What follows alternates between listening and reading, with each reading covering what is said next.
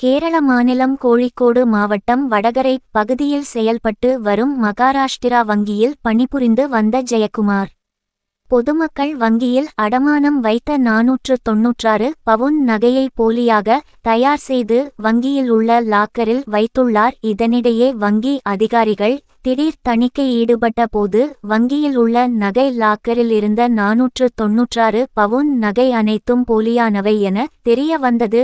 இதையடுத்து வங்கி அதிகாரிகள் சார்பில் கேரளா மாநில குற்றப்பிரிவு போலீசாருக்கு தகவல் தெரிவிக்கப்பட்டது. எடுத்து போலீசார் மகாராஷ்டிரா வங்கி மேலாளர் ஜெயக்குமார் படித்து விசாரணை மேற்கொண்டதில் அவர் திருப்பூர் புஷ்பா தியேட்டர் பகுதியில் உள்ள டிடிஎஸ் என்ற தனியார் வங்கியில் பணியாற்றும் கார்த்திக் என்பவரிடம் 496 பவுன் நகையை கொடுத்து 17 பேர் பெயர்களில் அடமானம் வைத்தது தெரிய வந்தது.